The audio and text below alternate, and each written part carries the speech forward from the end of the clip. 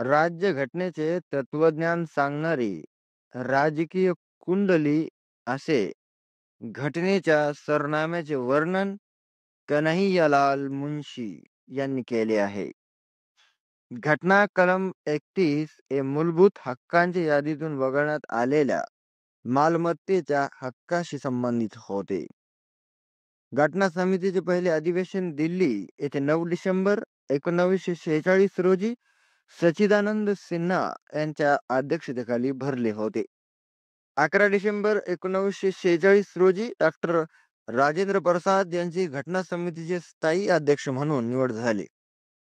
आयर्लंडच्या राज्यघटनेवरून भारतीय राज्यघटनेत मार्गदर्शक तत्वांचा समावेश करण्यात आला आहे.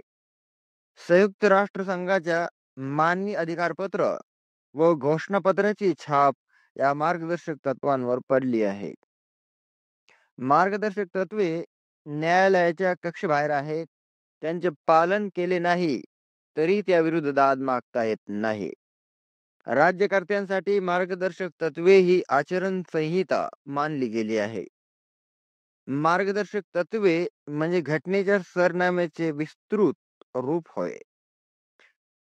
कामेश्वर सिंग विरुद्ध बिहार राज्य खटला, केरळ सरकारचे शिक्षण विधेयक या खटल्यांमध्ये निर्णय देताना सर्वोच्च न्यायालयाने मार्गदर्शक तत्वांना प्राधान्य दिले.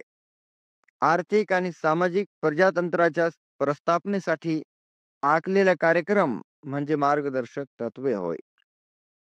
मार्गदर्शक तत्वे ही भारतीय लोकतंत्राचा आधारभूत पाया आहे.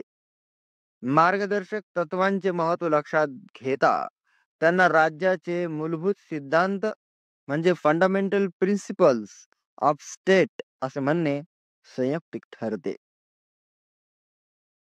मार्गदर्शक तत्वे म्हणजे घटनाकारांच्या केंद्र व राज्य शासनाकडून असलेल्या अपेक्षा होत.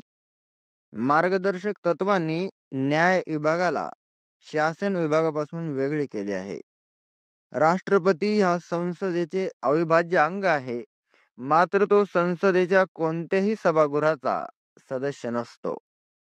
राज्यसभा हे संसदेचे वरिष्ठ व द्वितीय सभागृह आहे, तर लोकसभा हे कनिष्ठ व प्रथम सभागृह आहे. राज्यसभा हे स्वयंसिद्ध सभागृह असते. इंग्लंड आणि कॅनडाच्या कॉमन्स सभागृहाच्या धर्तीवर भारतीय लोकसभेची निर्मिती केलेली आहे. 1972च्या निर्धारणा कायद्यानुसार संसदेच्या मतदारसंघ निर्धारण आयोगाची स्थापना करण्यात आली. निवडणुकीत मतदान करणाऱ्या मतदाराबाबतीत त्याला ज्या मतदारसंघात मतदान करायचे आहेत त्या मतदारसंघात तो कमीत कमी 180 दिवसांपासून राहत असला पाहिजे. संसदेच्या प्रवर समितीच्या म्हणजे सिलेक्ट कमिटीच्या अध्यक्षाची निवड करण्याचे अधिकार लोकसभेच्या सभापतींना आहे. राज्यसभा सदस्यांची निवड प्रमाणशीर प्रतिनिधित्वाच्या एकल संक्रमण मतदान पद्धतीने होते. राज्यसभेच्या सभासदांना सभापती निवडण्याचा अधिकार नसतो, कारण उपराष्ट्रपती हा राज्यसभेचा पदसिद्ध सभापती असतो. तो कलम 89 व कलम 64 नुसार. राष्ट्रपती हा देशाचा घटनात्मक प्रमुख असतो, तर पंतप्रधान हा वास्तव कार्यकारी प्रमुख असतो. ब्रिटिश राज्यघटनेनुसार राजा जे स्थान आहे ते स्थान भारतीय घटनेने राष्ट्रपतीस बहाल केले आहे, मात्र हे पद भारतात वंश परंपरागत नाही. निवडून येण्यास आवश्यक मतांच्या 1/6 मते न मिळाल्यास उमेदवाराची अनामत रक्कम जप्त होते. मीन 1/6 ओट्स. राष्ट्रपतींची निवड अप्रत्यक्ष निवडणुकीद्वारे होते. राष्ट्रपतींना महाभियोगाद्वारे कलम 61 पदच्युत केले जाऊ शकते. त्यासाठी 14 दिवस आधी पूर्वसूचना देणे गरजेचे असते.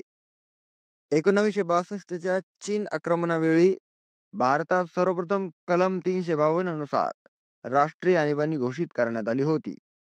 1991 साली पंजाबमध्ये सर्वप्रथम कलम 356 नुसार घटनात्मक आणीबाणी जाहीर करण्यात आली होती. कलम 360 नुसार आर्थिक आणीबाणी भारतात अद्याप एकदाही घोषित करण्यात आलेली नाही. पंतप्रधानांचे वर्णन, सामानातील पहिला, मंत्रिमंडळ रूपी कमानीचा आधारभूत शिला, ग्रहमालिकेतील सूर्य या शब्दात केले जाते. राष्ट्रपतींना पद व गोपनीयतेची शपथ सर्वोच्च न्यायालयाचे सरन्यायाधीश देतात. सर्वोच्च न्यायालयाचे न्यायाधीश, पंतप्रधान व मंत्रिमंडळ, संसद सदस्य यांना पद व गोपनीयतेची शपथ राष्ट्रपती देतात. मुख्यमंत्री व मंत्रिमंडळ, उच्च न्यायालयाचे न्यायाधीश, राज्य विधिमंडळाचे सदस्य यांना पद व गोपनीयतेची शपथ राज्यपाल हे देतात. राज्यपालांच्या संमतीशिवाय विधानसभेतील विधेयकांचे कायद्यात रूपांतर होत नाही. मात्र राज्य विधिमंडळाची काही विधेयके मंजुरीसाठी राष्ट्रपतीकडे सादर करावी लागतात. उदाहरणार्थ, नागरिकांच्या संपत्तीचा कब्जा करणारे विधेयक वगैरे.